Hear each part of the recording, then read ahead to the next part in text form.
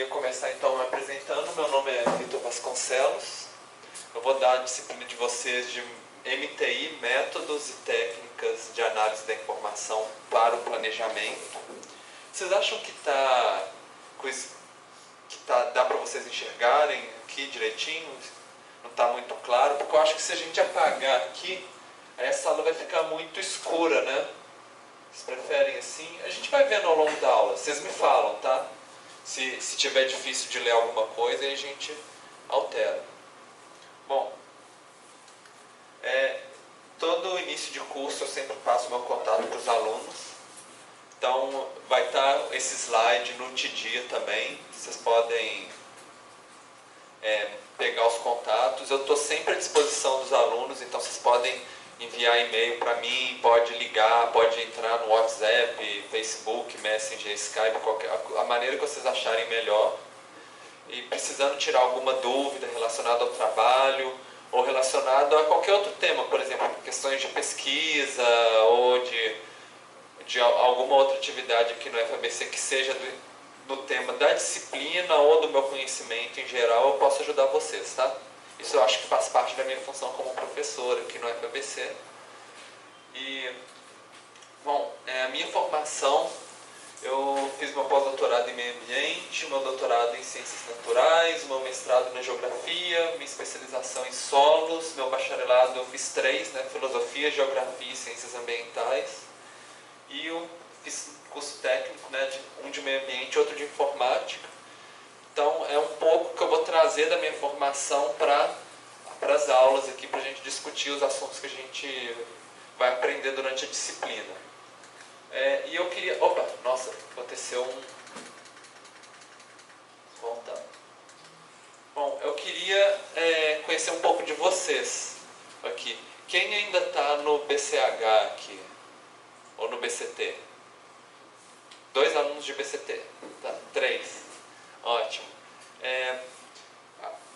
Quem está fazendo pós-BI de planejamento territorial aqui? 1, 2, 3, 4, 5 pessoas. De outros cursos? Vocês podem falar de quais que vocês estão? Primeiro? Eu sou de Relações Internacionais, mas eu também vou fazer MPT.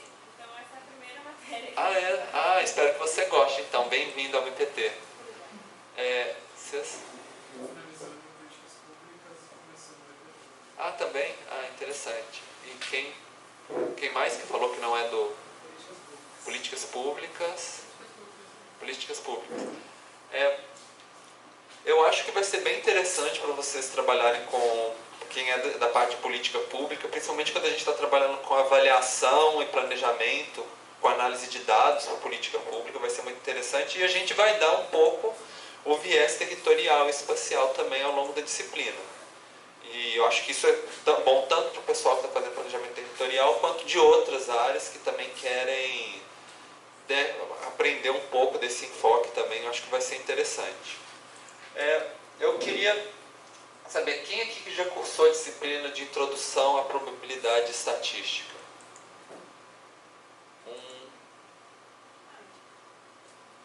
E outra, mas já, né? Então, não é uma recomendação da disciplina, mas ela já ajuda, porque dá algumas noções de estatística. Não é obrigatório, no caso, né? E quem já fez aqui inferência estatística? Ninguém? Uma pessoa, tá. Também é uma disciplina que dá um pouco de base estatística, que ajuda nessa disciplina. Não é... A de inferência estatística estava como recomendação, inclusive, né, para essa disciplina. Não é obrigatória. Então nós vamos trabalhar com os conceitos passo a passo para vocês aprenderem. Tem a bibliografia, os textos para vocês lerem, para aprender os conceitos de estatística que a gente vai precisar, tá? Mas eu acho que é interessante a disciplina porque ela é estruturada principalmente num projeto em grupo. Então, eu acho assim, na hora que vocês forem formar os grupos e escolher os temas dos projetos, é interessante de que ter pelo menos uma pessoa no grupo que já teve alguma base de estatística, para ela que contribuir no grupo, trazendo esse conhecimento anterior que ela já teve, sabe? Acho que isso é uma coisa interessante para vocês pensarem na hora de formar os grupos. E quem aqui já fez cartografia e geoprocessamento? 1, 2, 3, 4. 4 pessoas. Certo. E informática aplicada ao planejamento territorial? Ninguém? Tá. Bom, essas duas disciplinas trabalham mais com a parte de cartografia, que a gente também vai utilizar um pouco na nossa disciplina. Alguém aqui já fez planejamento e política ambiental? Tá, que a gente vê um pouquinho, né? Só um pouquinho do QGIS também, mas pelo menos não é novidade para vocês. Eu acho assim, da mesma forma que eu falei que é interessante ter alguém no grupo que já fez alguma disciplina de estatística, é interessante ter alguém no grupo que já fez alguma disciplina de cartografia. Porque ajuda na hora de fazer o trabalho alguém que já aprendeu a fazer um mapa, já aprendeu como trabalhar com bases de dados geográficos. A gente vai ter uma aula, inclusive na semana que vem, na quinta-feira, né, a gente já vai ter uma para trabalhar um pouquinho com o QGIS, mas quem nunca trabalhou, é interessante ter alguém no grupo que tem um pouco de jogo de cintura, que às vezes já conhece assim, que informação, onde que baixa uma base de dados que vocês precisam, agiliza as coisas no grupo, sabe? Então é uma recomendação na hora de vocês formarem os grupos para a disciplina. Bom, então a disciplina é de métodos técnicos de análise da informação. Então a gente vai trabalhar muito com dados, a gente vai pegar informações quantitativas, números, e analisar eles para aplicar em uma questão de pesquisa que vocês vão escolher. Que aí cada grupo vai escolher e vocês vão analisar os dados. Esse aqui é um fluxograma de o que seria um processo de pesquisa. Nós vamos voltar nesse fluxograma aqui várias vezes durante a aula. E eu vou começar a apresentar para vocês que é um pouco o que vocês fariam no trabalho da disciplina também, de vocês. Então, normalmente a gente tem um conjunto de dados, são informações sobre o mundo. A partir desses dados a gente vai fazer perguntas iniciais. Será que isso? Será que aquilo? Fazer algum tipo de pergunta. E a partir dessa pergunta a gente vai imaginar qual que é a resposta que a gente acha que seria, baseado no nosso conhecimento geral. Isso seriam as teorias e as hipóteses. A gente falar assim, eu acho... Eu faço uma pergunta, será que, por exemplo, tem... Vamos supor, já vou introduzir um tema assim, de pergunta. Será que os lugares onde tem mais hospitais são os lugares onde as pessoas vivem mais, por exemplo? Alguma coisa assim. E aí eu coloco a minha hipótese. Eu acho que sim, né? Só que a gente vai... Não basta só fazer isso. A gente vai aprender a trabalhar assim, como que a gente pode analisar os dados e ver se a nossa hipótese é comprovável ou não, né? Se é verdadeira, se é falsa, ou se a gente continua na dúvida. Então, a partir da nossa hipótese, a gente vai começar a tentar identificar variáveis, que seriam dados quantitativos, dentro desse conjunto de dados que a gente tem à disposição, quais que ajudam, vamos selecionar quais que ajudam a gente a comprovar ou a refutar a nossa hipótese ou a nossa teoria. Depois de escolhidos os dados, a gente vai coletar esses dados, estruturar uma base de dados para a gente e fazer a análise desses dados. Ver como é que eles se comportam.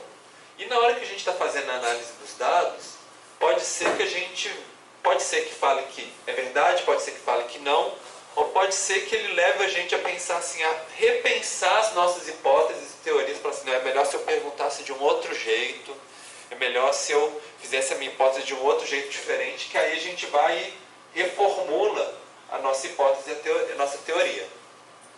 Dentro da área de modelagem, de estatística, às vezes a gente pode ficar uma vida inteira fazendo isso. Cada vez melhorando mais os nossos modelos, as nossas teorias.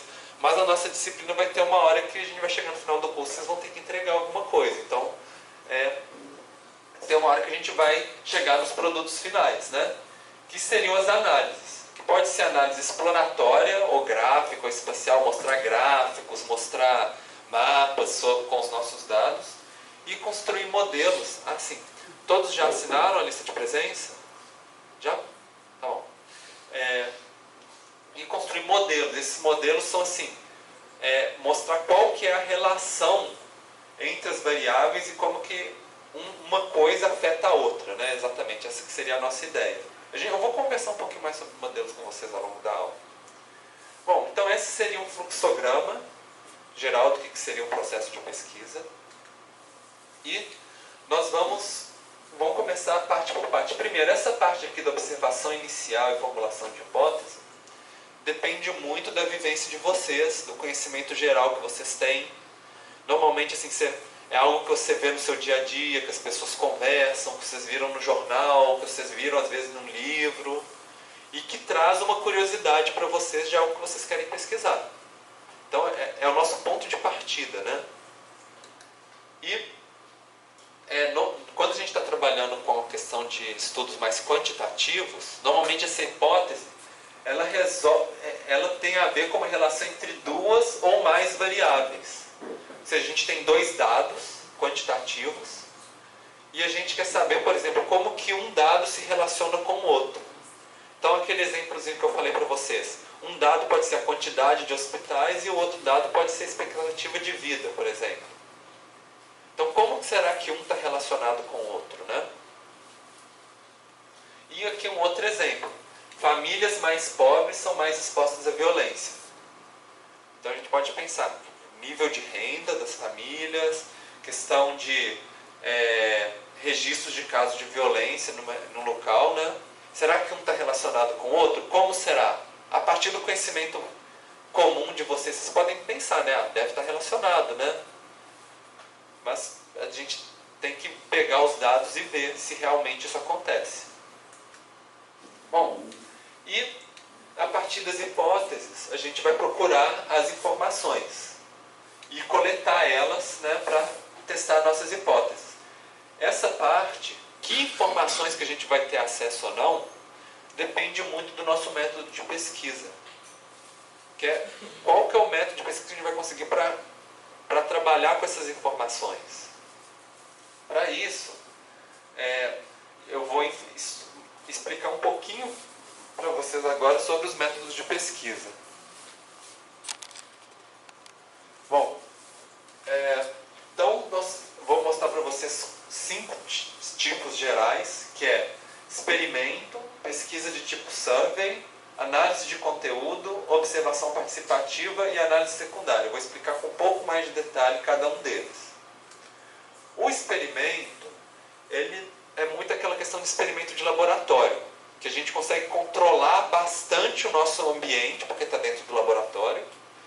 E a gente, por exemplo, a gente pode pensar numa análise química, né, que é um caso clássico. Por exemplo, a gente tem 2 queijos e a gente controla tudo para esses queijos serem iguaizinhos, está na mesma temperatura, umidade, o ambiente cercando eles todo direitinho igual. E aí a gente muda uma coisinha em um deles. E o outro a gente deixa como controle, né, que é aquele que a gente não muda. E o que a gente está fazendo experimento, a gente muda, por exemplo, a temperatura. Coloca na temperatura mais quente. E aí a gente vê qual que vai, por exemplo, se estragar primeiro. Prazo de validade, por exemplo.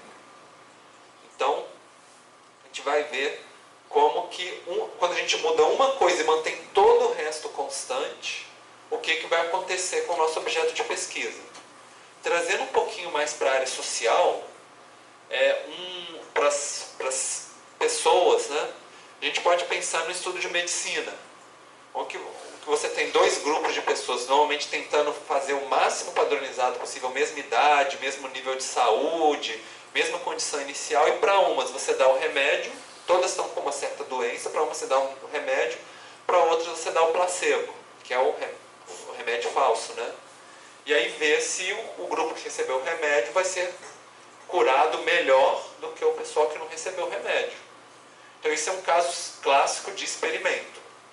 Então, para dar um exemplo para vocês, acho que talvez a gente coloque, aqui fica um pouquinho mais fácil de ver, foi um exemplo que 2 gêmeos, que eram médicos na Inglaterra, eles resolveram fazer uma experiência que eles mesmos eram as cobaias. Então, os 2 eram muito semelhantes, tinham saúde muito parecida, e eles resolveram fazer o seguinte: um bebia um copo de cerveja ou uma dose de bebida, né, um pouquinho de uísque ou uma taça de vinho todo dia. E o outro não bebia nada durante a semana, mas chegava no final de semana e num dia ele bebia até encher a cara e cair, né? Cair de sono. E eles ficavam monitorando o que estava acontecendo com a saúde deles. Exame de sangue, como é que estava o fígado. E aí, como cada um estava em uma condição diferente, a gente consegue comparar o que está acontecendo. E aconteceu que os dois pioraram bastante a saúde. O que tomava todo dia, o fígado foi piorando um pouquinho todo dia. E o que bebia só no final de semana, quando ele bebia muito, a qualidade de saúde do fígado caía lá embaixo. Depois, ao longo da semana, ia melhorando. Mas antes de chegar no nível inicial, caía mais ainda, quando ele bebia de novo.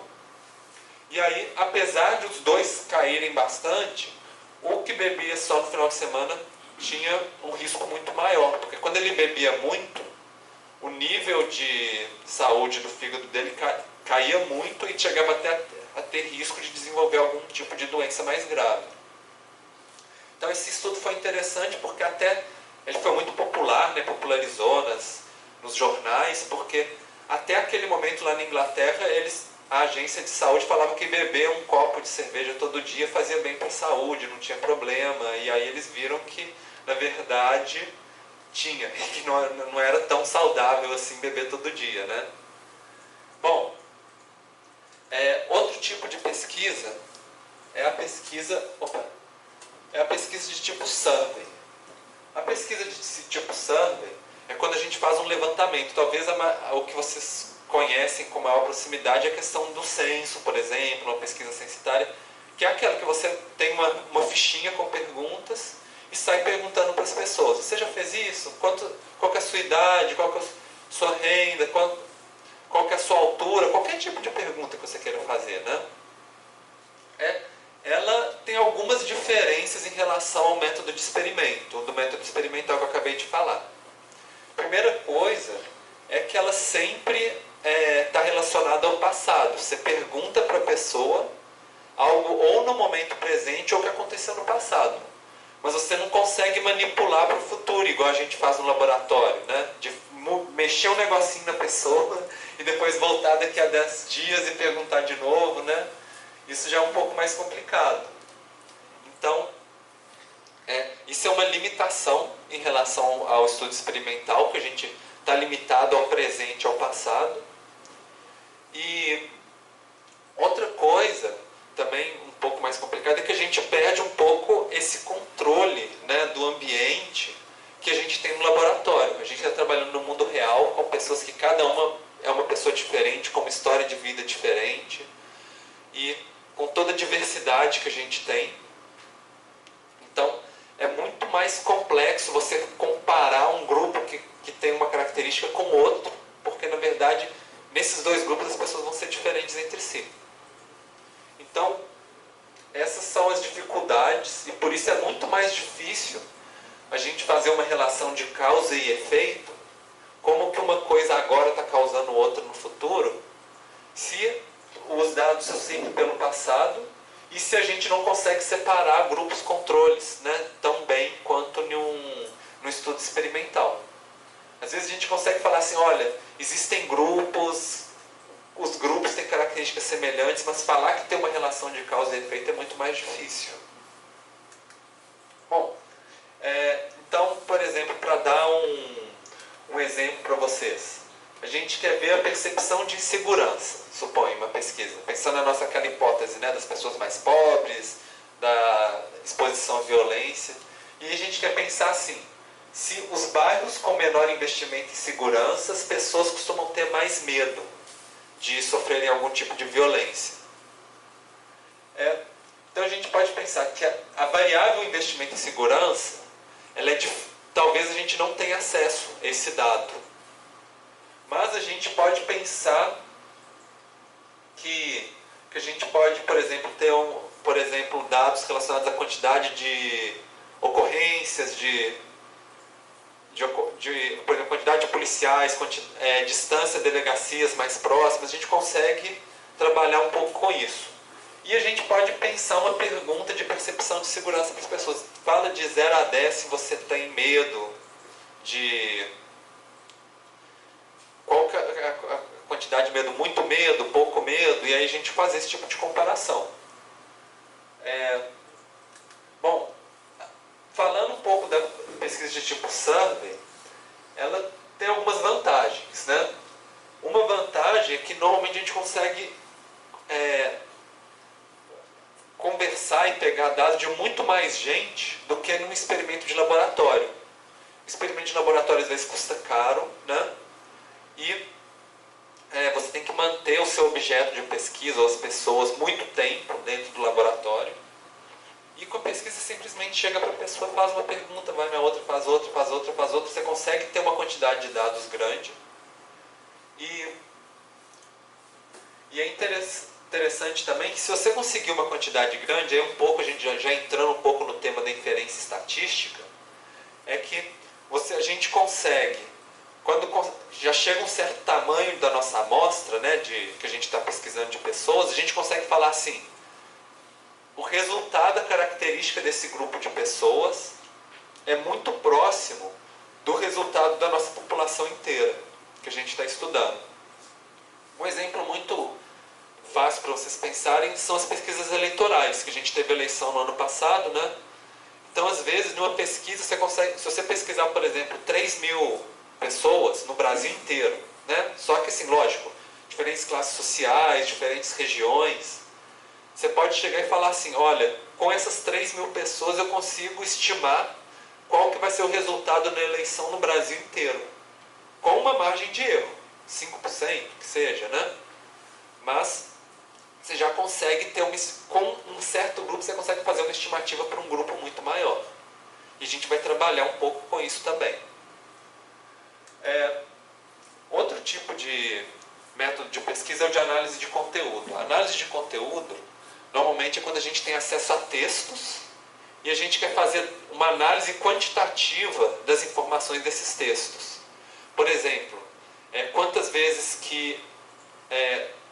por exemplo, que afirmações ou que textos são favoráveis a alguma teoria, ou que têm posicionamentos diferentes, ou quantas vezes que certo tipo de afirmação acontece, que certo tipo de palavra ou expressão acontece nos textos. Eu vou dar alguns exemplos para vocês verem. E pode ser textos, por exemplo, de livros, podem ser documentos históricos, pode ser textos de internet, de redes sociais. Então, um exemplo é um estudo que fez na época do impeachment da Dilma. E eles viram, por exemplo, monitoraram nas redes sociais quais tipos de declarações eram a favor ou contra o impeachment. E fizeram um gráfico de pizza, né? Que os azuizinhos eram os favoráveis ao impeachment, os vermelhos eram os contrários, e os laranjas, e quando ele vai ficando laranja, que vai começando a ficar neutro, não dá para saber se é contrário ou se é a favor. Então dava para entender mais ou menos, né, como que as pessoas estavam se posicionando nas redes sociais.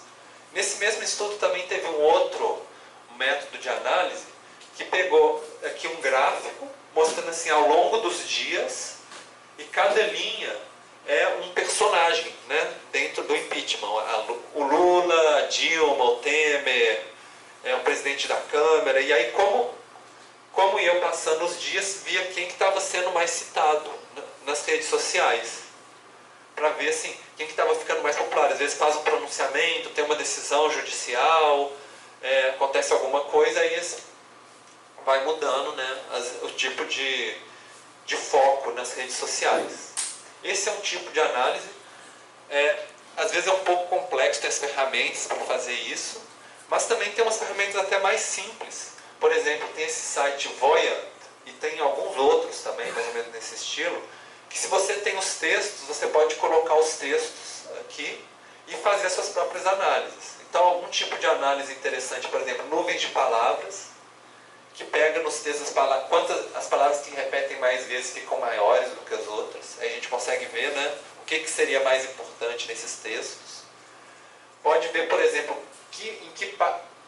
quantas vezes que certas palavras ou expressões são citadas ou em textos diferentes ou em diferentes partes do nosso texto. E dá para fazer vários outros tipos de análise também. Outro tipo de método é o de observação participativa. Esse método, ele parte, né, vem muito da antropologia, que é quando o pesquisador resolve conviver com um grupo de pessoas que ele está pesquisando. Então, a gente pode pensar, né, no caso da antropologia, primeiramente, eles diziam que o antropólogo ia lá conviver com os índios, né? Numa aldeia indígena, ficava 5 anos lá, e ia aprendendo como que eles pensavam, como que é a cultura deles, para, enfim, propor o seu estudo, as suas teorias, as suas hipóteses. Esse tipo de método é muito interessante, que dá um conhecimento muito aprofundado, né? Mas, e ele é muito interessante para você propor suas hipóteses, mas ele também tem algumas limitações, alguns tipos de questionamento também. Primeiro é que normalmente o tipo de informação que você coleta nesse estudo é muito qualitativa. Difícil de... Normalmente a gente não trabalha tanto com dados, a gente trabalha mais com uma percepção geral. E aí que vem certos tipos de questionamento, por exemplo, que às vezes fala que é muito difícil ser imparcial nesse tipo de pesquisa. E pelo menos na estatística a gente tenta, né, separar e mostrar assim, olha, os nossos dados comprovam isso, os nossos dados comprovam aquilo. Numa pesquisa de observação participativa, normalmente as pessoas pensam assim, será que convivendo lá no dia a dia, por exemplo, será que o pesquisador não está sendo afetado pelo grupo? Por exemplo, vamos supor que quer fazer uma pesquisa sobre catadores de material reciclável. E fica lá convivendo no dia a dia. Será que o pesquisador não está querendo defender passa a querer defender os catadores, por exemplo? Colocar um retrato positivo deles? Ou será que às vezes o pesquisador não chega lá no grupo e de tanto conviver com eles, ele convence as pessoas que ele está pesquisando que a teoria dele é verdadeira? Então, tem toda essa dificuldade. Mas ele é muito interessante, esse método, se a gente for pensar naquele fluxograma que eu apresentei para vocês, ele é muito interessante para essa parte aqui inicial. Para a gente, muitas vezes, assim, com essa convivência, por exemplo, no início de um processo de pesquisa, conversando com as pessoas, vem as hipóteses, vem as ideias, e aí depois que formulou as hipóteses e as ideias, aí o pesquisador se afasta e começa a trabalhar com dados, para fazer uma análise um pouco mais objetiva. A gente pode combinar esses métodos entre si. Bom, e tem a análise secundária. A análise secundária, na verdade, ela não é um método em si, mas é quando a gente pega informações que foram levantadas com esses outros 4 métodos que eu acabei de falar para vocês. Então a gente pega dados que já foram levantados, bases de dados, estudos, seja de análise de contexto, seja de observação participativa, e a gente traz para a gente fazer uma análise. Provavelmente, na disciplina agora, vocês vão usar dados secundários para fazer os trabalhos de vocês. Ele tem benefícios e tem dificuldades. Um benefício, por exemplo, é que se a gente pegar dados secundários de instituições de pesquisa que já fazem levantamento, por exemplo, IBGE, por exemplo, né? A gente tem acesso a dados que foram levantados em diversas épocas, com muita gente, com um pessoal qualificado, numa metodologia já padronizada. Então a gente aproveita essa quantidade de informação que já existe para fazer os nossos trabalhos. Isso facilita demais do que se vocês tivessem que levantar tudo do zero, né? Pesquisar com as pessoas uma por uma ia ser muito mais complicado. O difícil, talvez a grande dificuldade de trabalhar com dados secundários é porque às vezes você tem uma pesquisa, uma ideia, uma hipótese super original que vem na sua cabeça, só que ninguém nunca se preocupou em levantar os dados que você precisa para comprovar essa hipótese. E aí você não consegue comprovar se essa hipótese é verdadeira ou não. Isso acontece muito nessa disciplina de MTI. Às vezes os alunos vêm com uma hipótese super interessante, mas quando eles vão procurar os dados, não tem os dados para comprovar se essa hipótese é verdadeira.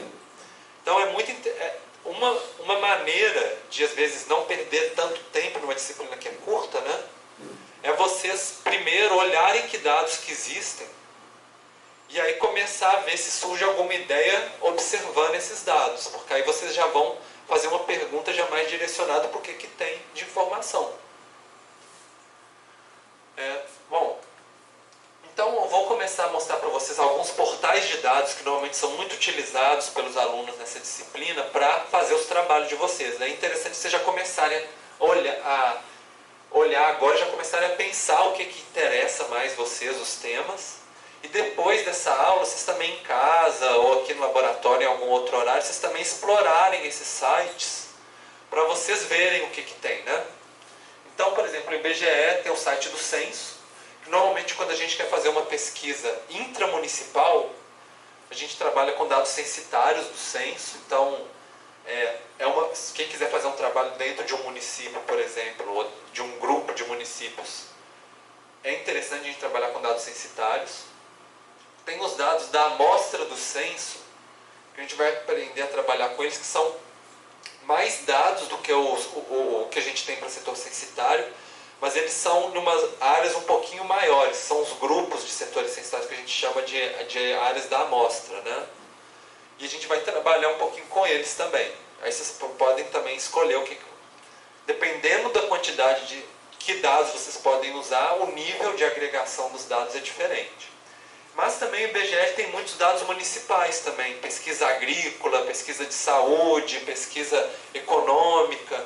Então, se vocês quiserem fazer um trabalho no nível de estados ou do país inteiro, com um dado por município, também tem muita coisa no IBGE. Tem um portal que chama Sidra do IBGE, que tem muitos dados também.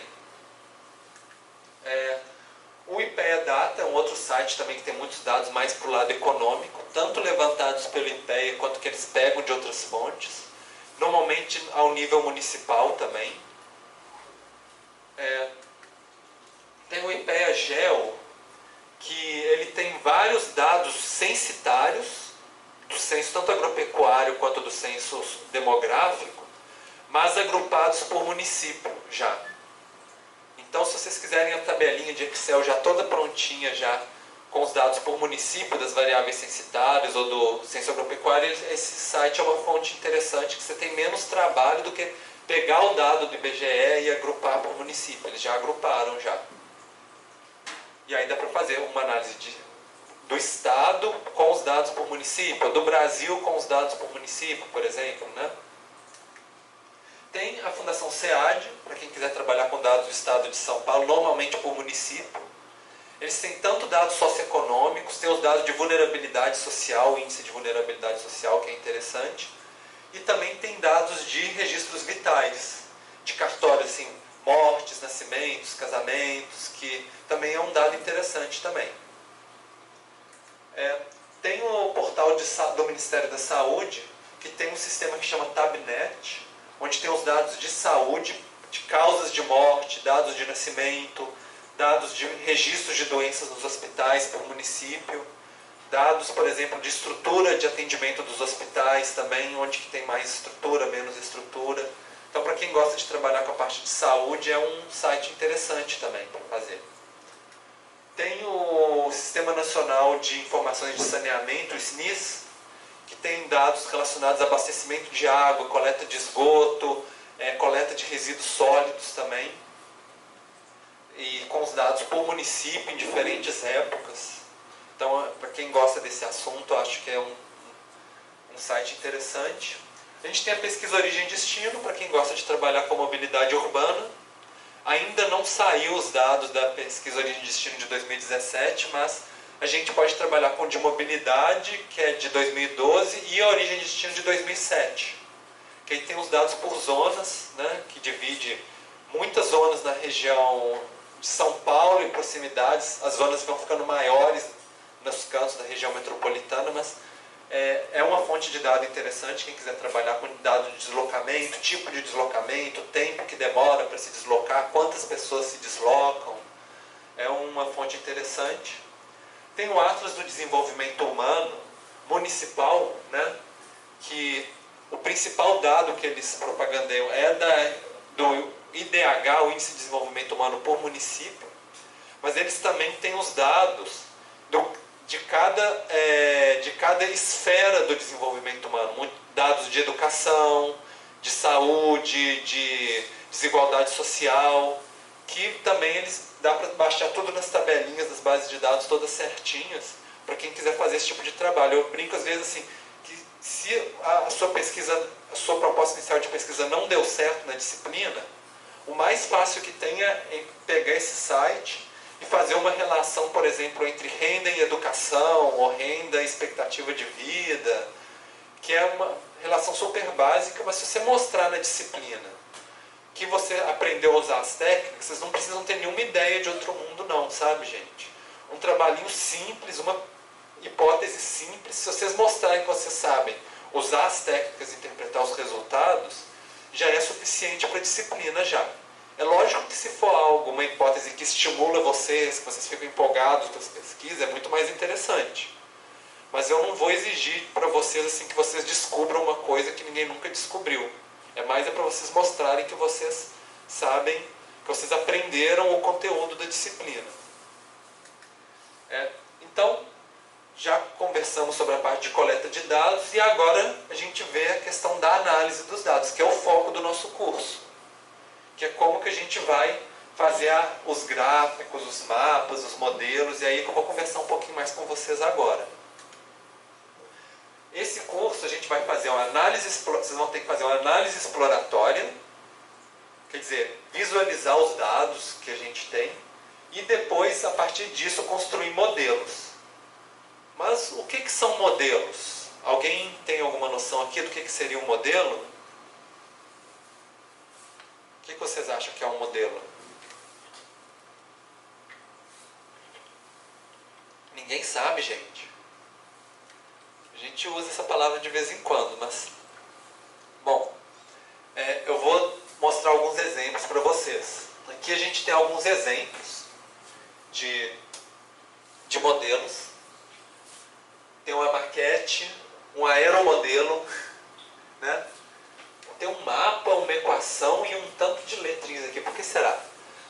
Bom, a ideia de modelo é que eles são representações simplificadas de objeto, uma estrutura, uma ideia, um sistema. Então, tudo que é uma simplificação de algo que está na realidade, a gente pode chamar de modelo. Então, a maquete é o modelo de um prédio, seja que existe ou que a gente quer construir, né? Um aeromodelo é a mesma coisa, ele parece com um avião, né? Não tem tudo que um avião tem, mas ele dá as voadinhas dele. Um mapa, ele é um modelo por quê? Porque ele é um modelo de um território. E um território, é lógico que ele é muito mais... O território do Brasil é muito mais complexo do que só o que está mostrando aqui nesse mapa. Tem muita coisa acontecendo no Brasil. Mas no mapa a gente escolhe ressaltar certas informações, e essas informações também elas não são 100% corretas. Sempre tem um nível de imprecisão no mapa também. Ele é uma simplificação de um território muito mais diverso, cheio de coisas acontecendo. Uma equação pode ser um modelo. A gente vai trabalhar muito com esse tipo de modelo na disciplina. Pensando assim, eu tenho uma certa informação, suponho a renda, a partir dessa renda eu vou estimar a expectativa de vida, por exemplo.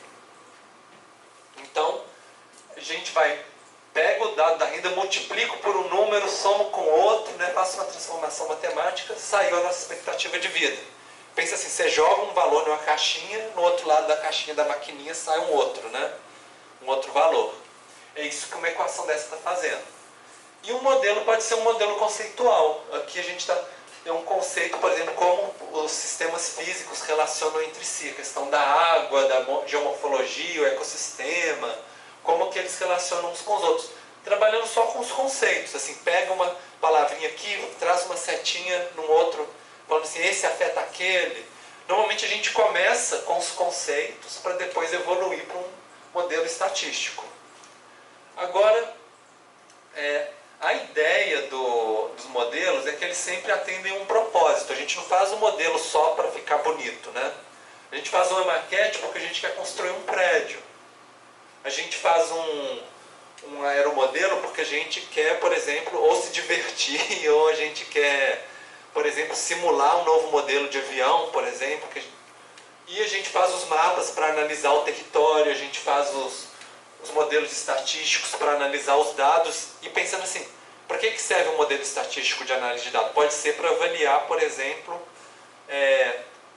como que o investimento, por exemplo, na renda, de melhoria de renda da população, vai aumentar a expectativa de vida, que seja. Então, como que o efeito de uma política pública, por exemplo, numa população, vai atingir um resultado ou não. Qual que é o resultado que a gente deseja a partir de uma intervenção no território, numa população, né?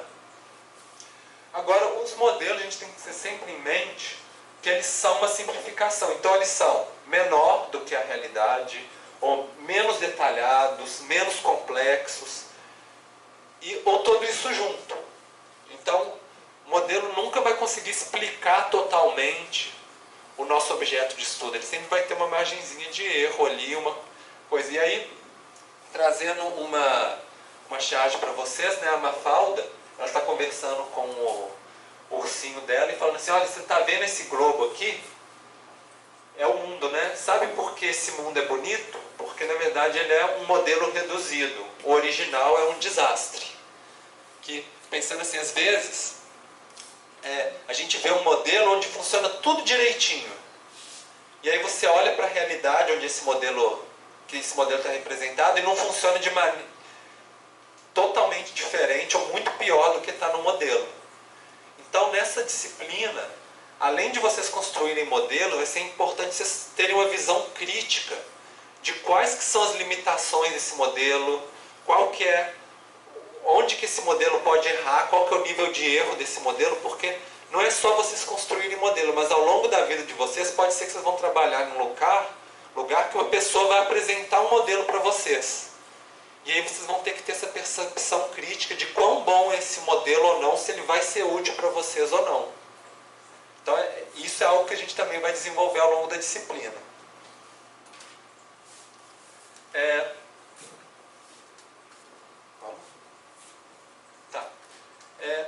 Então, os nossos modelos que a gente vai trabalhar na disciplina vão ser principalmente baseados em métodos estatísticos, e a gente usar esses métodos estatísticos para auxílio à decisão. Então, no trabalho de vocês, você tem que pensar assim, esse modelo que eu estou querendo fazer, para que ele pode ser útil, né? Para que tomada de decisão, por exemplo, numa política pública, ou numa pessoa que quer comprar um apartamento, ou qualquer outro tipo de situação, de contexto, né, que vocês podem imaginar. Para que esse modelo estatístico pode ser interessante? E aí eu coloquei a pintura do grito, porque é aquele momento assim que algumas pessoas falam assim, poxa, estatística, número, esse negócio vai ser muito complicado, eu não tenho muita facilidade para isso. E eu vou falar para vocês que não precisa ter medo, tá, gente? Nós vamos trabalhar com a estatística de uma maneira muito instrumental. Nós vamos trabalhar mais conceito do que assim, dedução de fórmula matemática. Os programas de computador vão fazer as contas para a gente. Então a gente vai trabalhar de uma maneira assim, aprender a interpretar os resultados, e a gente vai parte por parte, conceito por conceito, tem uns textos para ajudar direitinho. Vocês não precisam ficar preocupados com isso. Normalmente quem vem nas aulas, faz as atividades, normalmente a pessoa consegue pegar direitinho. Não pode faltar aula porque aí perde o fio da meada, né? Aí tem que tentar correr atrás depois. Mas não precisa ter tanto medo assim. E para mostrar para vocês, vocês já devem estar, normalmente a gente já está acostumado a trabalhar com modelos no nosso dia a dia. Então vou dar um exemplo para vocês, por exemplo, da média. Média, por exemplo, do número de habitantes por domicílio. É um exemplo de um modelo. A gente tem as casinhas, por exemplo, 5 casinhas, e cada casinha tem um número de habitantes por domicílio. A gente soma e divide pelo número de domicílios. E aí aqui nesse caso deu 2,6 habitantes por domicílio. Bom, eu falei para vocês, modelo é sempre uma simplificação, né? quando a gente vê só esse número 2,6, a gente perde a diversidade que a gente tem de cada uma das casas. Mas ele resume e dá para a gente uma noção simplificada do que a gente espera encontrar dentro das casas. Indo um pouquinho além, esse gráfico aqui mostra como que ao longo do tempo, cada censo demográfico, foi mudando aqui nesse eixo que é a quantidade de pessoas por domicílio. Então, aqui, só para a gente começar a pegar um pouco de jogo de cintura, de olhar gráfico, a gente sempre olha, ó, aqui embaixo não é 0, é 3. 3 até 4,6, né? E a gente vê como que foi diminuindo, né? Ao longo das décadas, a quantidade de pessoas por domicílio. E a gente pode começar a pensar isso como uma questão de pesquisa. Por que vocês acham que diminuiu a quantidade de pessoas por domicílio? Oi? Taxa de natalidade, quantidade de filhos por pessoa, pode ser. Mais algum outro motivo?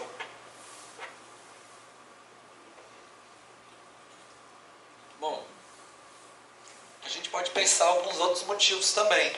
Por exemplo, sim, pode falar? Renda. Oi? Renda, porque antes todo mundo morava na mesma casa, a família. Aham. Tipo, umas 2 gerações, irmãos, tios, etc. Agora já cada um mora na sua casa.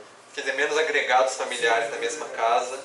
Pode ser também menos idosos morando com as pessoas também, porque mais no passado era mais comum o idoso continuar morando, né? Famílias, gerações ficarem morando na mesma casa. A gente pode pensar mais pessoas solteiras, talvez, né? Diminui a quantidade de pessoas por domicílio também. E a gente pode pensar em implicações que esse nosso modelo, que é a média simples, né? Pode ter implicações em políticas públicas. Que tipo de implicações que a gente pode pensar?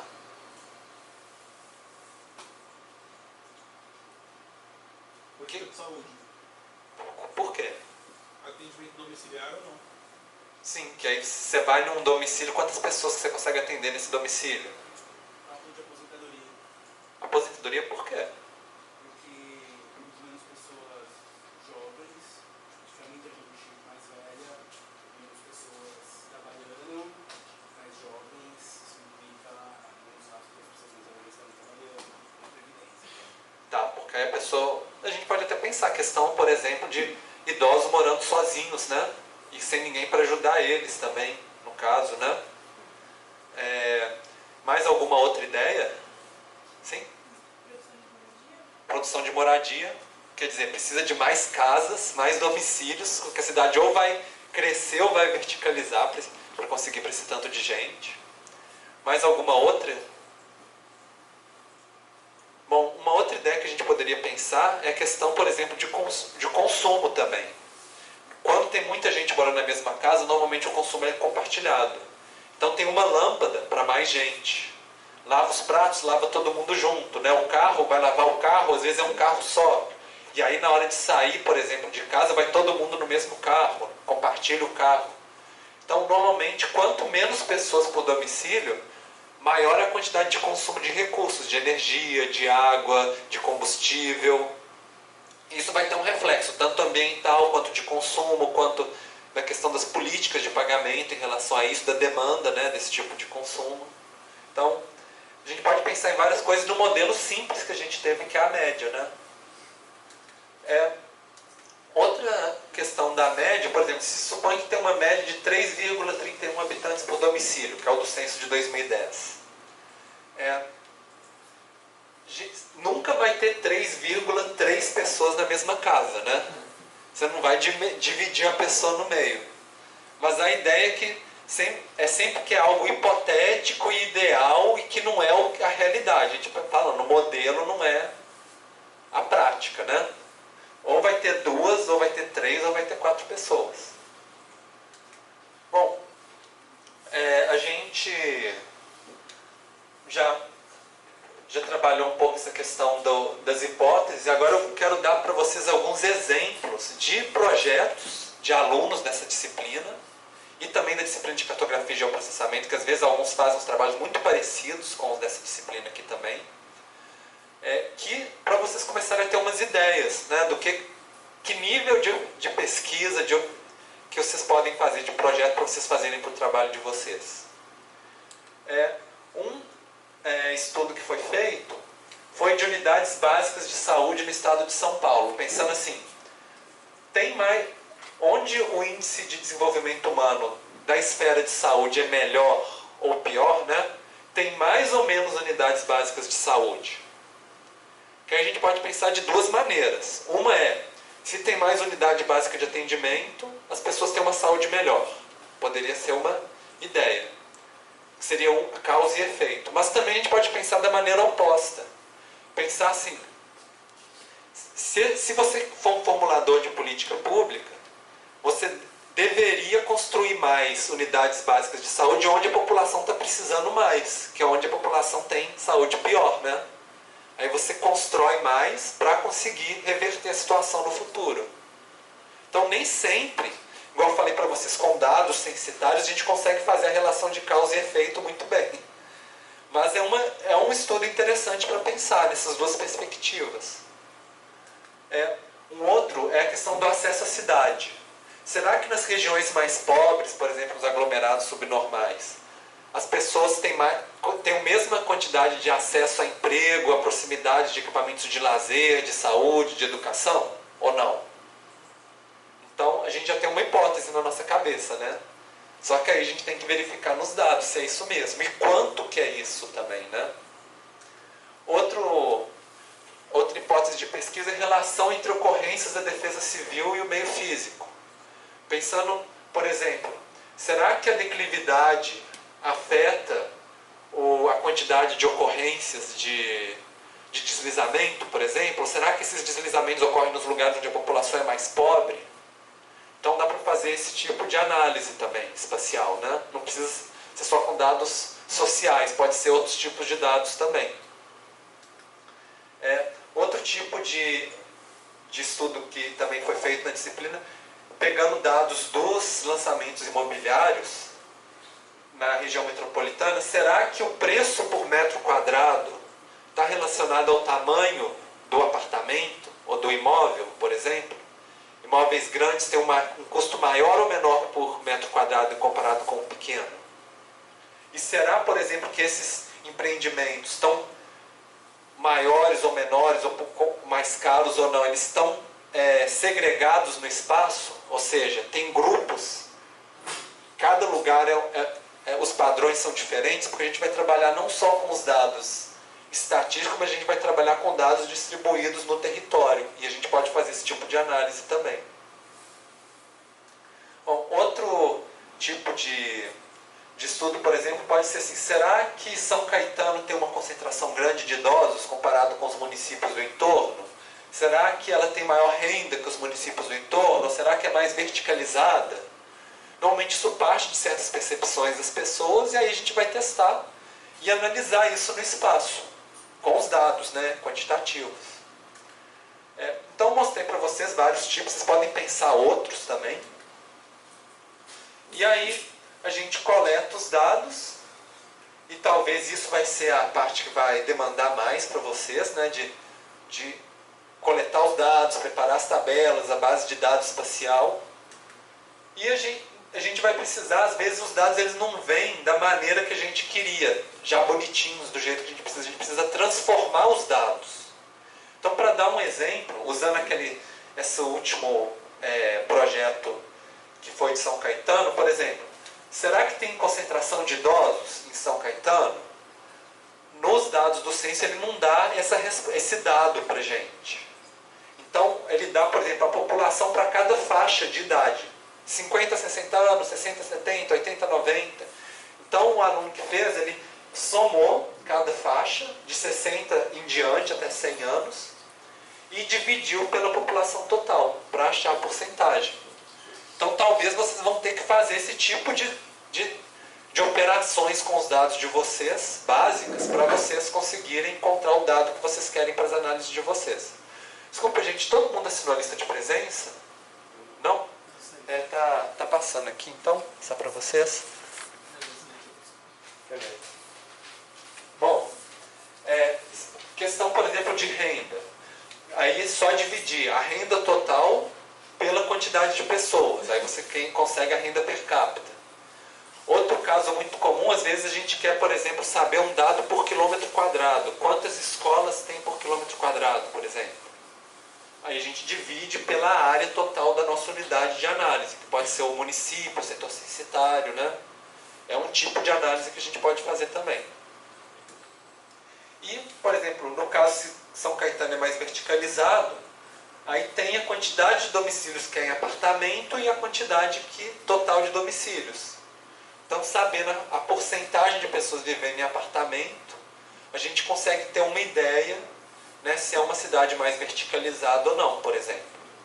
Então, são exemplos, né? Claro que no trabalho de vocês, talvez vocês vão ter que fazer outros tipos de operação, mas já dá para vocês terem uma ideia. E o foco do nosso curso é a parte de como analisar esses dados. E agora eu vou dar um exemplo para vocês de um artigo para a gente discutir como que a gente vai utilizar várias das técnicas que a gente vai aprender ao longo do curso. Então, esse é o artigo, chama População e Consumo Urbano de Águas no Brasil, Interfaces e Desafios. Vocês conseguem ler? Aqui está pequeno, né, para ler aí de vocês, mas eu vou ler aqui, então, e vocês prestem atenção no resumo, para vocês analisarem. Olha só, resumo: o Brasil vive um momento de transições importantes, que afetam a relação entre população e consumo de água. Por um lado, a transição demográfica, diminuição dos níveis de mortalidade e natalidade, que no caso brasileiro foi marcado pela rápida queda da taxa de fecundidade total, passando de cerca de 6 filhos por mulheres na década de 60 para menos de 2 filhos por mulheres na década de 2000. Por outro lado, observa-se uma transição do consumo, abordada aqui através da relação da melhoria de situação econômica e o consumo de água, que pode ocorrer tanto pela expansão do sistema de abastecimento de áreas urbanas, quanto pelo aumento de renda da população. Assim, embora exista uma diminuição significativa da velocidade de crescimento populacional, o consumo de água tende a aumentar, em decorrência das transformações econômicas e comportamentais. Por intermédio da aplicação de modelagem estatística espacial, este trabalho apresenta evidências empíricas sobre a relação da renda e consumo de água nos municípios brasileiros e demonstra como essa relação estabelece de maneira e intensidade diferenciada nas distintas regiões do país. Olhando esse resumo, vou perguntar para vocês, qual que é a hipótese de pesquisa que o autor está propondo? Maior a renda, maior o consumo de água. Aham. Muito bom. Pela hipótese, a gente já sabe que variáveis que ele vai utilizar, né? A renda e o consumo de água. Que métodos ele está propondo utilizar? Que tipo de método? Comparativo? Oi? Comparativo? Comparativo? Não sei, eu expliquei para vocês alguns métodos, né? Oi? Exploratória? Bom, aqui ele está falando modelos estatísticos espaciais. É o método que ele vai utilizar. Análise estatística no espaço, né? O que mais que dá para ver da metodologia dele? Que vocês acham que dá para tirar do resumo? O que ele vai fazer? Análise secundária. Secundária, exatamente. Mais alguma coisa que ele explicou no resumo?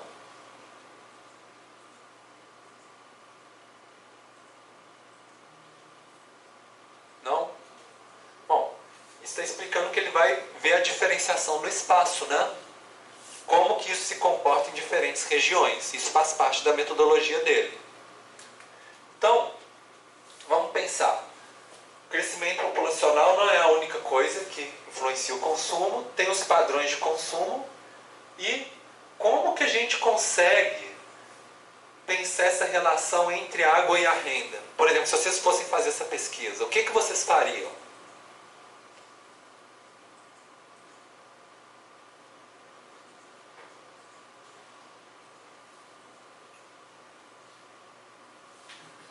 Pensem que vocês são os pesquisadores.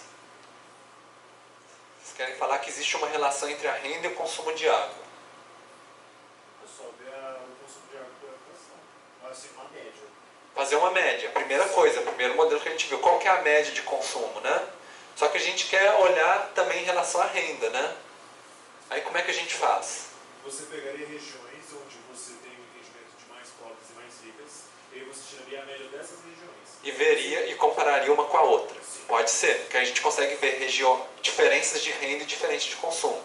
É mais ou menos o que eles fizeram. Aqui, a gente, mais ou menos isso que você falou, fez um mapa do consumo de água e outro da renda. No mapa de consumo de água, quanto mais escuro, maior é a quantidade de água que as pessoas consomem.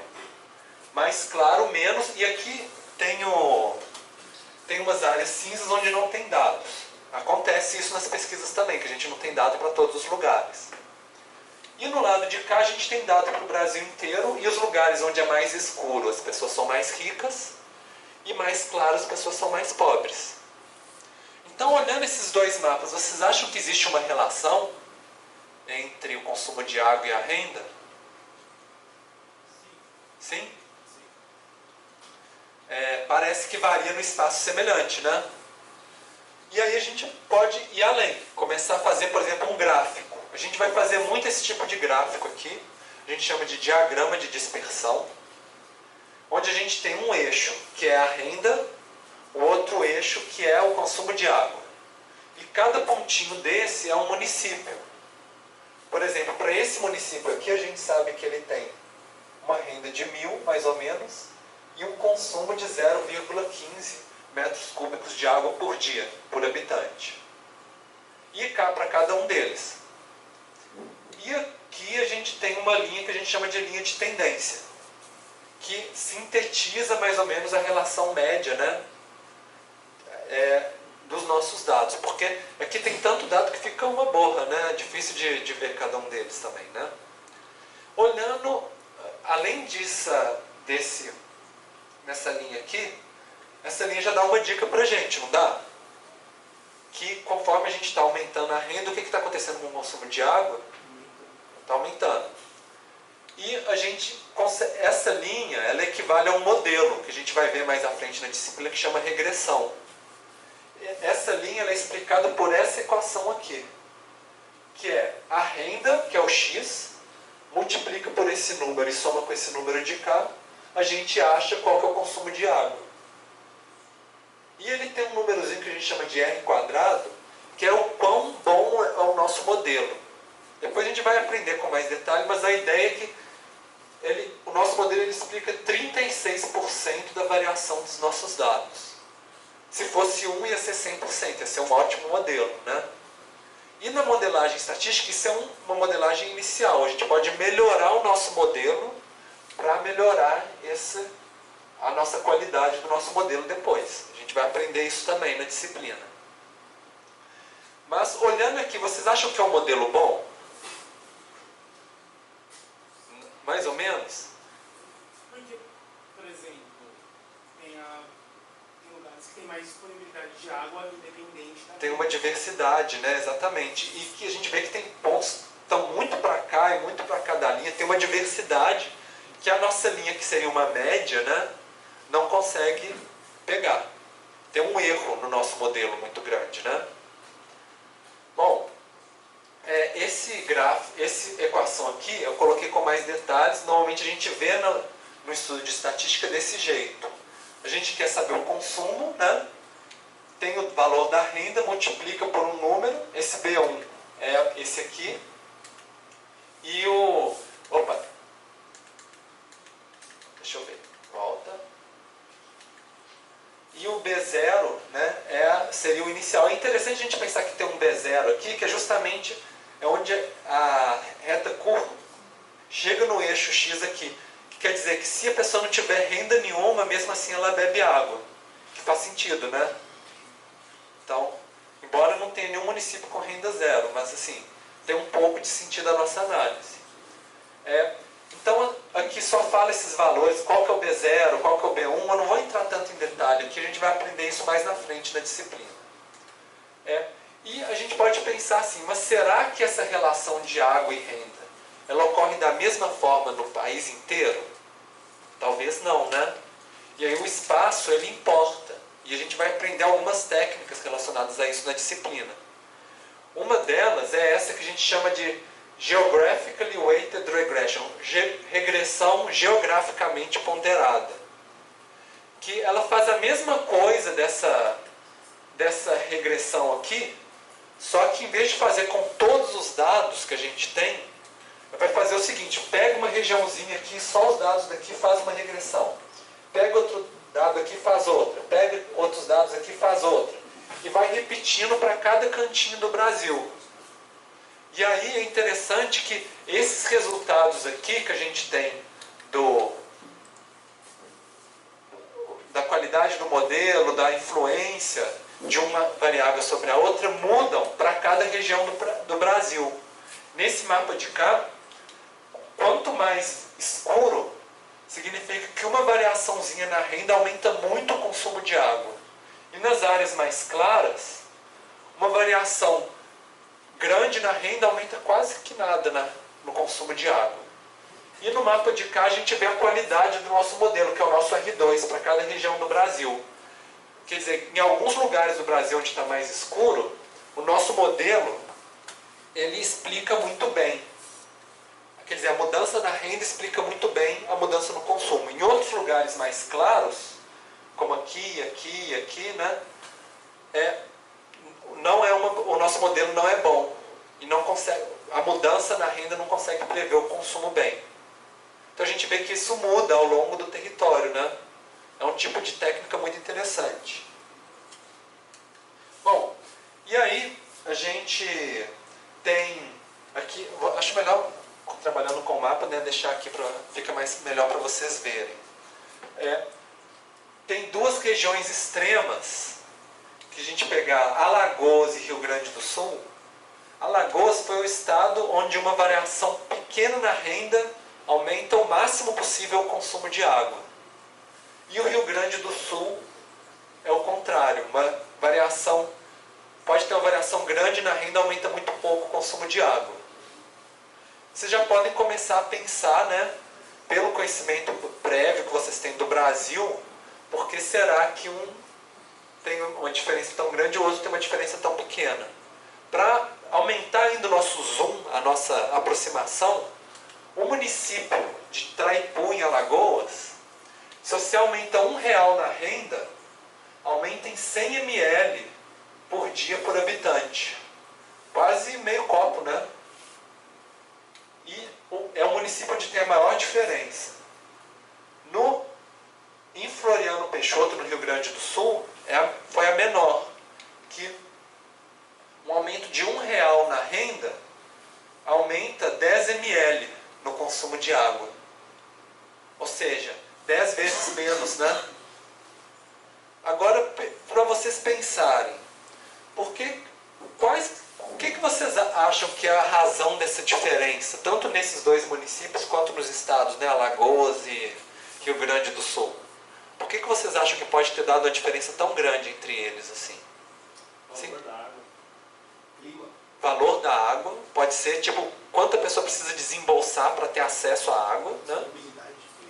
Disponibilidade, quer dizer, pode ter lugar que tem escassez de água, e aí para conseguir água você tem que ter renda, pode ser, né? Mais alguma outra explicação? Sim? Acesso à infraestrutura?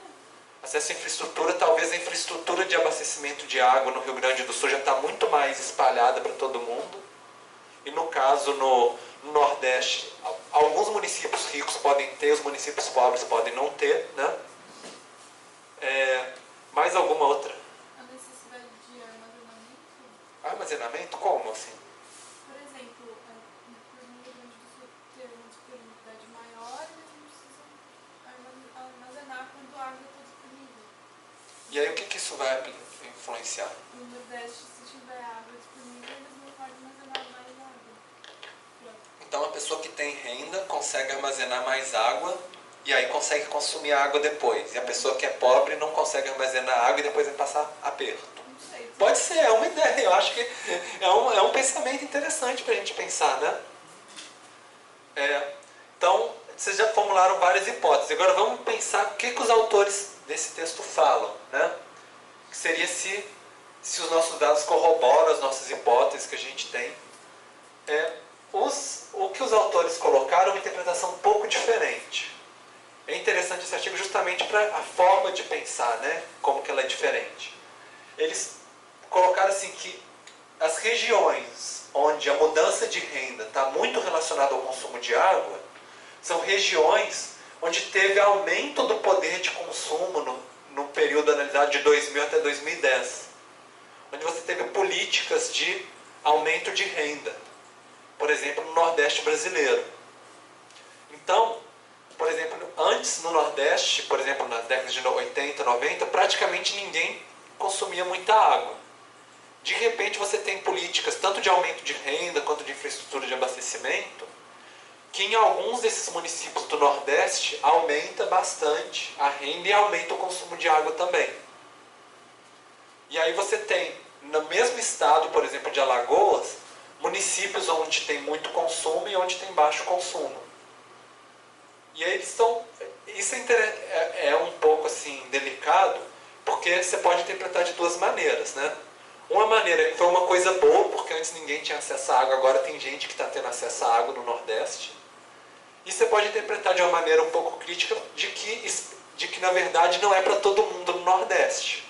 Algumas cidades melhoraram a renda e outras cidades mais no sertão do Nordeste, por exemplo, às vezes a capital de Alagoas pode estar em uma situação muito melhor hoje que há 20 anos atrás, mas pode ter uma cidadezinha lá no interior do Nordeste, onde o pessoal ainda continua com dificuldade de acesso à água, por exemplo.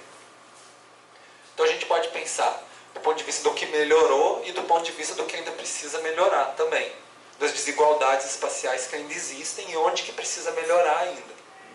Então é um pouco que a gente pode pensar na questão de políticas públicas, né? Como a gente pode usar os dados para direcionar a nossa análise.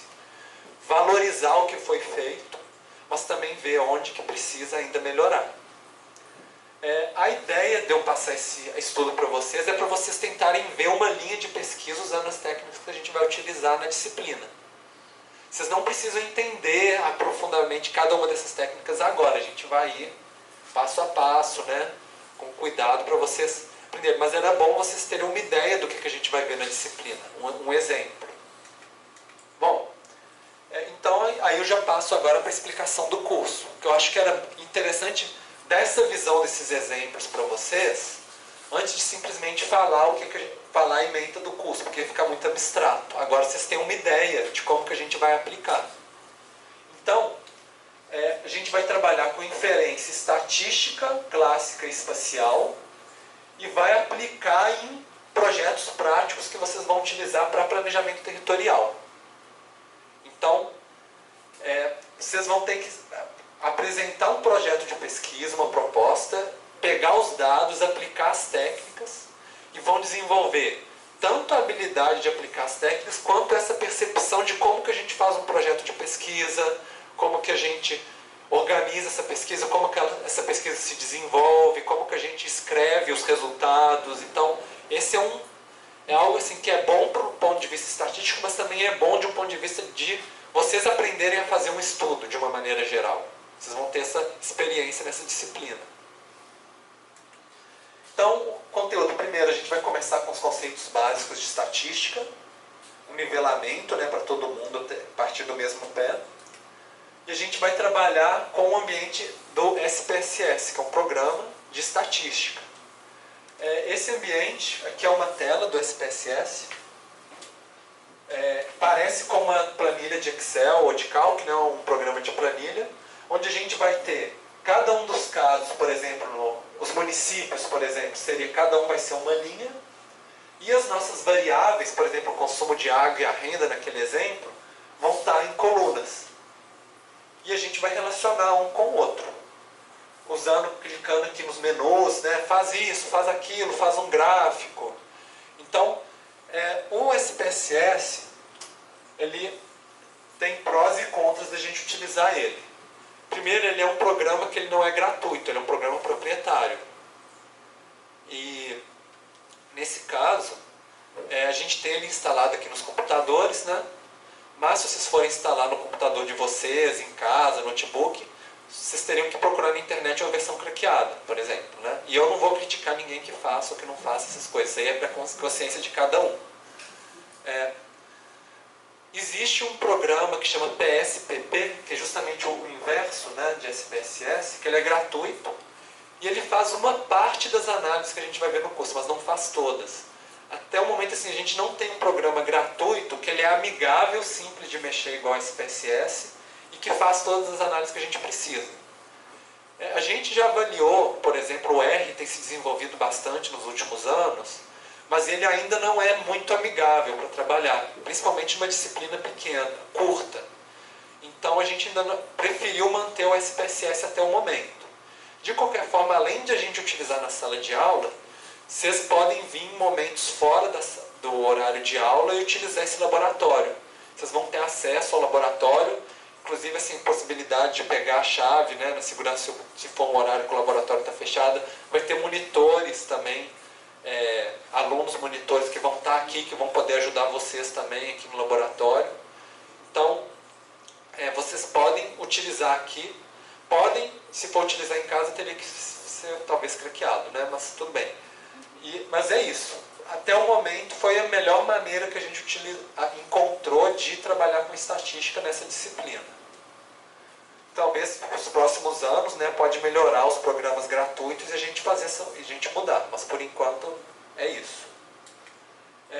Depois disso, nós vamos trabalhar com análise exploratória de dados, fazendo gráficos e fazendo mapas, e a gente vai utilizar tanto o SPSS quanto o QGIS também, e o Geoda, que é um outro programa também de análise espacial. Então, vai mexer esses 3 programas. Bom, vamos trabalhar com correlação, tanto a clássica quanto a espacial. A clássica, quando eu falo clássica, é quando a gente trabalha só com as tabelas de dados. E espacial é quando a gente trabalha com as bases de dados espaciais, quando a gente trabalha com a localização e a relação de vizinhança entre as regiões.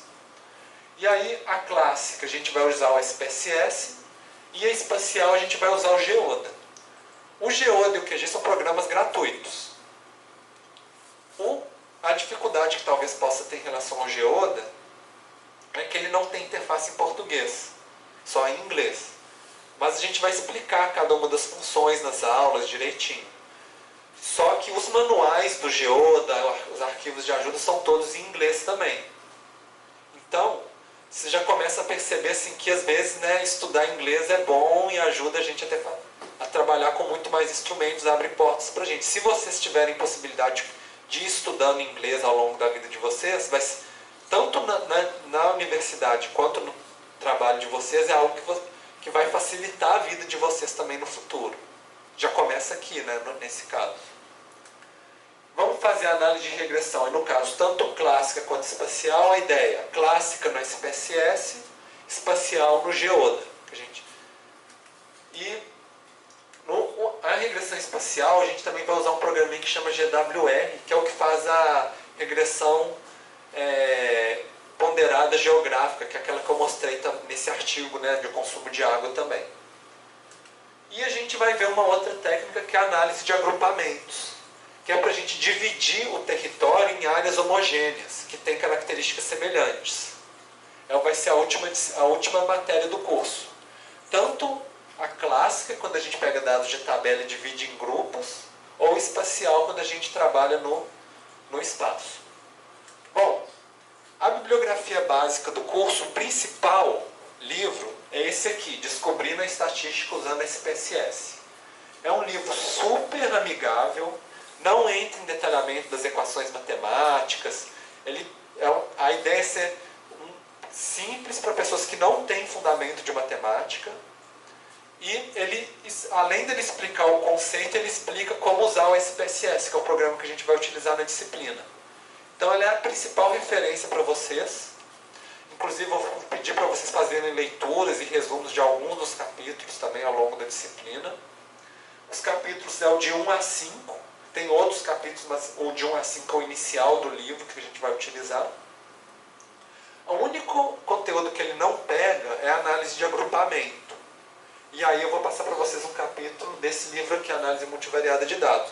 que é um livro muito mais denso, também para ciências sociais, né? Não para o pessoal de matemática e estatística, aí eles usam outros livros, mas a gente vai utilizar o de análise de agrupamento, então vai ser a referência vai ser desse livro de cá. Para a parte de análise espacial, tem esse livro Análise Espacial de Dados Geográficos, que é do INPE, da Embrapa, que nós vamos utilizar o capítulo 1 e 5, que é para correlação espacial, regressão espacial, e ele é gratuito também, baixa na internet, eu coloquei no site do TDIA da disciplina. E para quem não fez cartografia e geoprocessamento, eu vou colocar no TDIA também esse livro aqui, que é Leituras Cartográficas e Interpretações Estatísticas, que para quem já fez nem precisa, porque ele é bem básico mesmo, só para falar o que é uma projeção, como que você lê um mapa, quais são os tipos de representações de mapa, que se alguém tiver um pouco de dificuldade, é uma referência básica, né? Bem básica, assim, bem simplesinha. E para o Geoda e para o GWR, que a gente vai utilizar, tem 2 manuais, que esses manuais são em inglês, infelizmente, mas eles são bastante tipo tutorial, assim, clique aqui para fazer isso, clique ali, interpreta isso aqui desse jeito, esse botãozinho significa aquilo. É mais uma referência para na hora que vocês estiverem trabalhando com esses 2 programas, surgiu uma dúvida, como que faz, o que é aquilo, o que é isso, eles falam passo a passo como fazer. Então é uma fonte de referência para vocês. E tem outros 2 livros também, que tem na nossa biblioteca da UFABC, que aprofundam mais na parte de estatística, aí com aprofundamento mais matemático.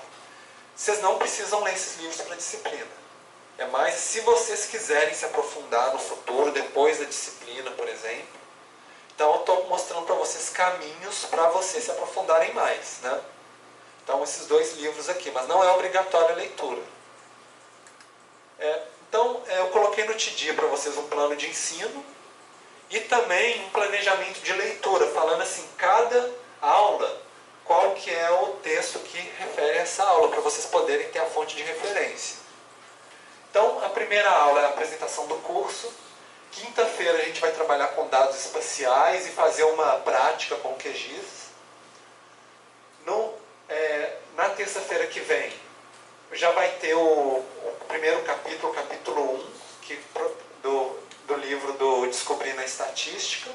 E aí eu vou pedir para vocês fazerem um resumo desse capítulo também, um resuminho básico, para vocês já chegarem na aula e a gente mais tirar as dúvidas de vocês.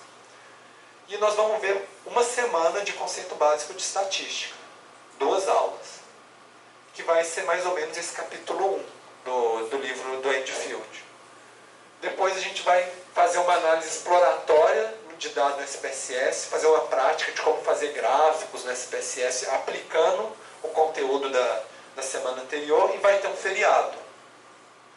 Depois, na semana seguinte, a gente vai ter uma aula sobre preparação de bases de dados, que a gente vai fazer um exercício com microdados censitários e com QGIS também. E nós vamos fazer uma discussão de propostas na quinta-feira a gente vai fazer uma discussão sobre as propostas do trabalho.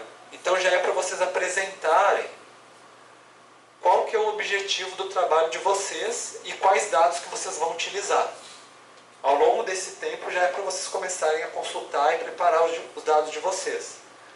E aí tem essa primeira apresentação, né, do que vocês querem fazer. E a gente vai conversar em sala de aula, cada um vai mostrar uns para os outros, né?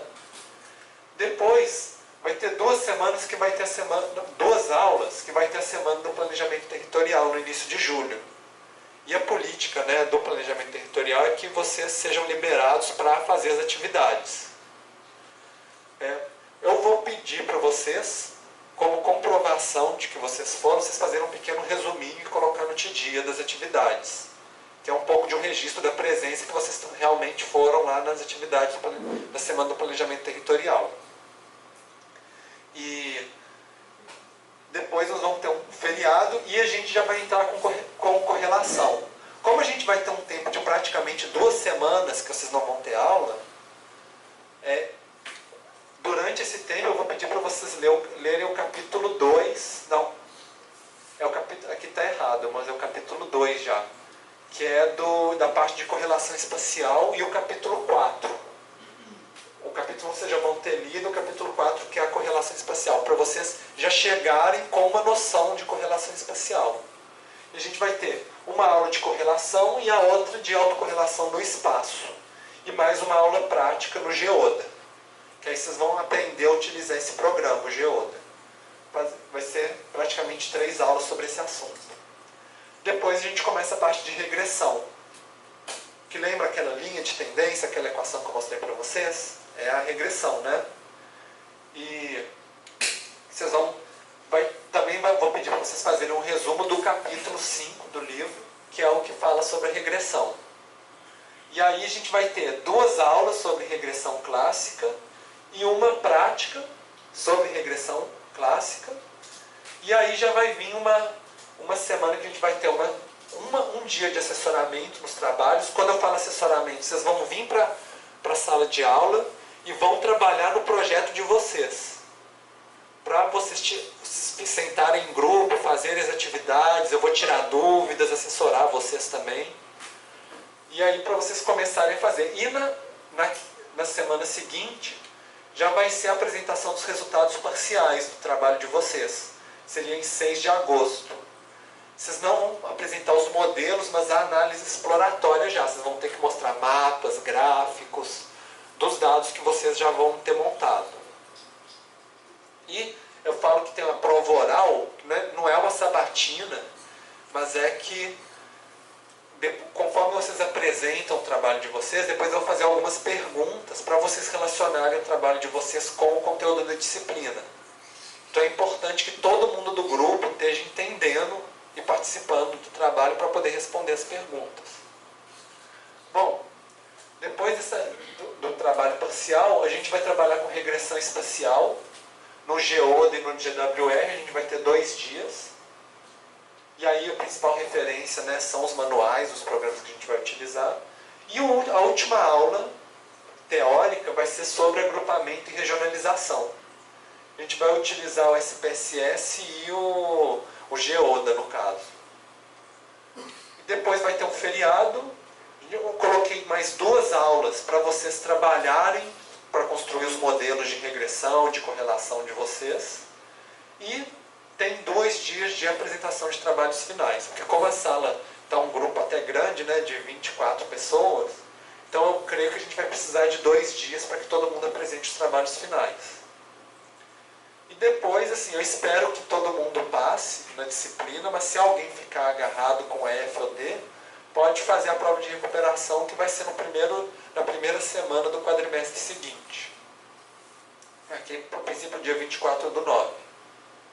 E aí a pessoa tem um recesso, né, para estudar e tentar recuperar o conteúdo para depois fazer uma prova, que é uma prova individual, teórica, né? Bom, então esse é o caminho que a gente vai fazer ao longo da nossa disciplina. O conceito final, eu coloquei aqui o que eu vou avaliar como critério. Atividades e participação da sala de aula é o principal, 40%. Então, frequência, tem que ter frequência, e tem que fazer as atividades que eu vou passar para vocês fazerem em casa. Então, fazendo isso, vocês vão conseguir acompanhar o curso. Se não fizer nem isso, aí não dá nem para fazer o restante do curso.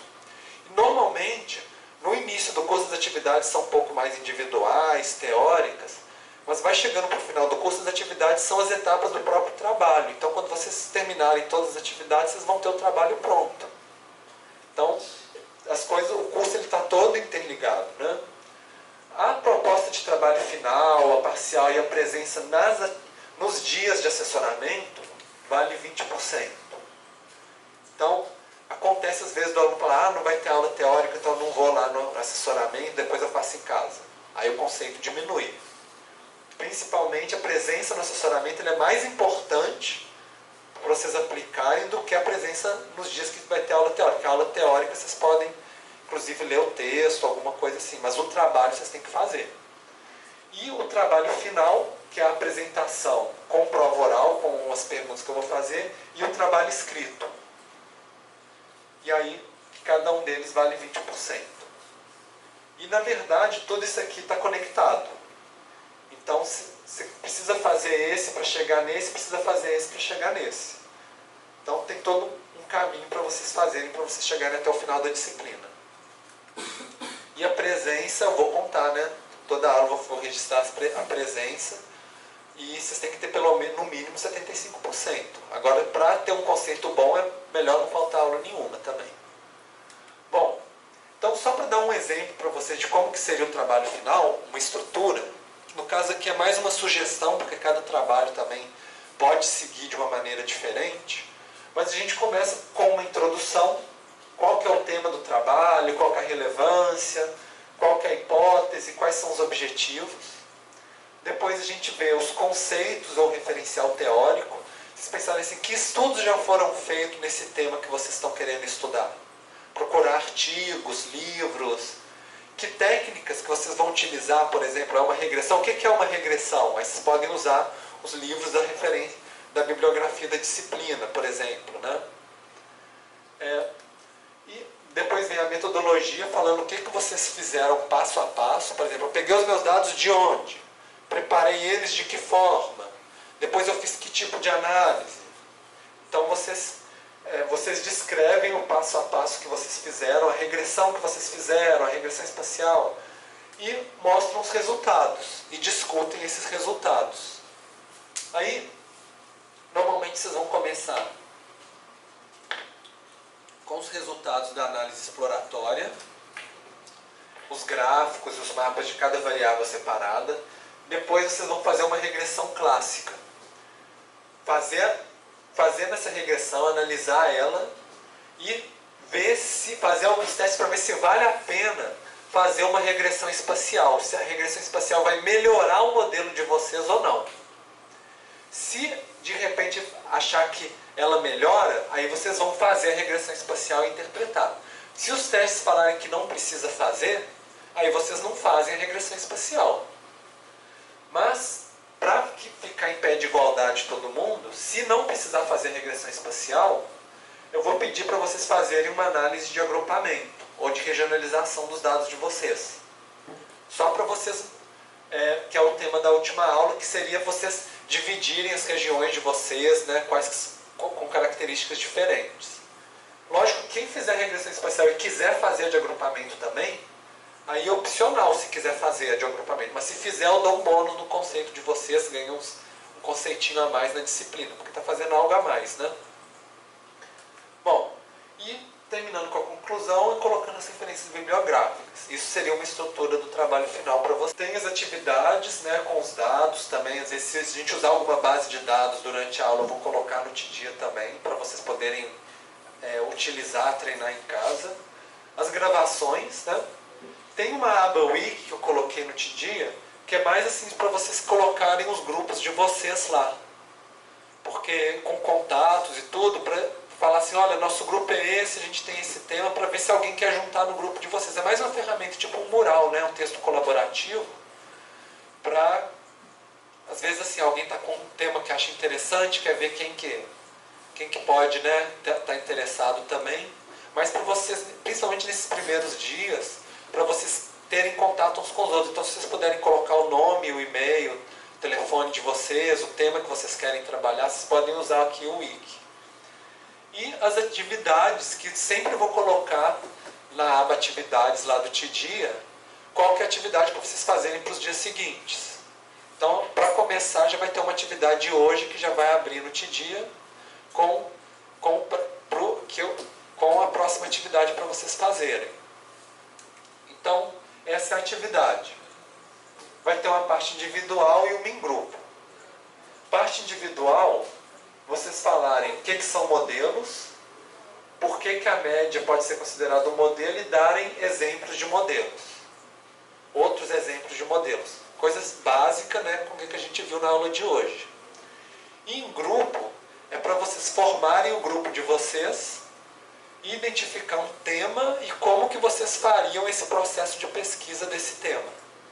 Não é nada comprido, complicado, não. Um parágrafozinho, 2, assim, já está mais do que suficiente. Mas é mais para vocês já montarem os grupos e já definirem o que vocês querem fazer. O grupo é até 3 pessoas. Mas quem quiser fazer individual, pode fazer individual, não tem problema. Mas eu acho legal fazer em grupo para ter interação. Cada um contribuir, às vezes tem também por questão de dividir o peso, né, das atividades também. Fica mais fácil para fazer o trabalho final. E às vezes acontece também que o grupo começa e aí às vezes precisa mudar. Esse tema aqui, gente, não precisa ser o tema até o final. Vocês podem começar um tema e ir mudando ao longo do projeto de pesquisa também. Não tem problema, conforme vocês forem explorando os dados. Mas é para vocês já começarem a dar um direcionamento para vocês. Tá? Bom, então o site do TDIA, no caso de vocês, é o MTI 2019M. Acho que todo mundo está adicionado, mas ele está aberto. Se alguém não foi adicionado, é só procurar esse e cadastrar lá no TDIA. Tem o do diurno também, mas vai ser igual um com o outro. Então eu separo só para ficar mais organizadinho. Mas não vai ser igualzinho. E essa primeira atividade é para entregar até terça-feira que vem. Na verdade, inicialmente eu pensei de colocar para quinta-feira agora. Mas como é difícil, eu sei que é difícil para muita gente que trabalha no noturno, que trabalha durante o dia. Então eu preferi deixar o prazo do final de semana, né, para facilitar para todo mundo. Mas na quinta-feira vai ter outro exercício. Para terça também. Então, se quem já puder ir adiantando, para não ficar acumulado as atividades, já pode começar a fazer esse exercício, já podem começar a montar os grupos, né? E entregar lá no TDIA, conforme vocês forem fazendo. Eu acho que era mais ou menos isso que eu queria mostrar para vocês hoje. Alguém tem alguma dúvida sobre o funcionamento da disciplina? Sobre como é que funciona? Bom, se vocês tiverem qualquer dúvida ao longo da semana, ou dúvida, por exemplo, em relação ao trabalho, se é viável, se não é viável, vocês podem entrar em contato comigo, tá? Por e-mail, WhatsApp, telefone, Facebook, a maneira que vocês acharem melhor. E os meus contatos estão no slide que eu já vou colocar lá no TDIA também. E no mais é isso. Vocês fiquem à vontade. Eu vou tentar terminar um pouquinho antes, nem sempre vai dar, mas é porque eu sei que vocês têm que deslocar para outras salas também, né? Então, mas algumas vezes depende muito do ritmo da sala de aula, principalmente das atividades práticas. Mas é isso. E aí na quinta-feira que vem a gente já se encontra às 9 horas, né? Aqui no laboratório. Então, obrigado aí, gente. Boa sorte para vocês.